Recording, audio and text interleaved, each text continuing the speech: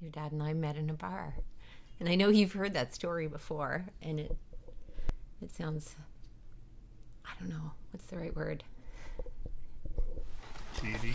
Cheesy. Yeah.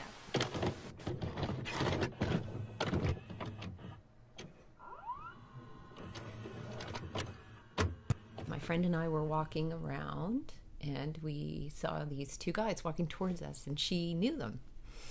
So she ran up and was like, "Hey, hi guys, how are you?" And she gave this one guy a hug.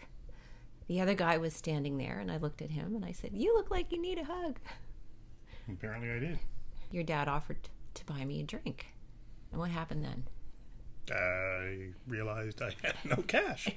So I said, "Hang on, I have to run to the bank machine." And she went, "Nope, let's go dance instead. That's free." It's funny. We talked about marriage fairly early. You did. What? I think you were the one who said if I got you a Dodge Ram, you'd marry me. So for Christmas, I gave him a Dodge Ram remote-controlled truck. And the Dodge Ram truck had little license plates on it that said, "I do," ironically. I thought it was hilarious. Anyway. And I had made her a jewelry box. A handmade jewelry box.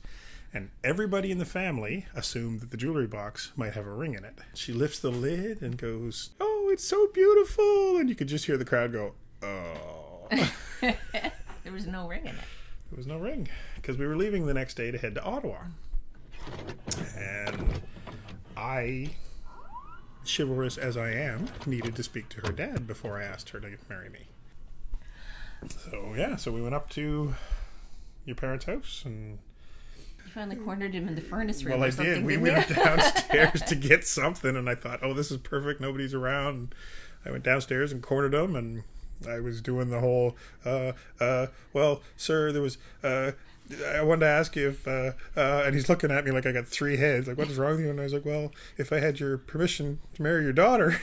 And he went, "You do?" And he grabbed my hand, and he started pumping it. Just about shook it out of its shoulder. We were going downtown that night, so we went down for a walk along the water. Yeah, we made it to where she was telling me a story about a bridge that we were standing under. Something to do with something, I don't remember what it was, something that happened on the bridge or whatever, but it was a memory of hers, and I thought, there it is. It's a memory. This is a spot. And I knelt down and asked her to marry me. I said And she yes. passed out in the snowbank. No, I did not. I said yes, and then we hustled into a pub to warm up. Yeah, to get warm and... Anyway, so that's it. I love this. I can't wait to listen to it.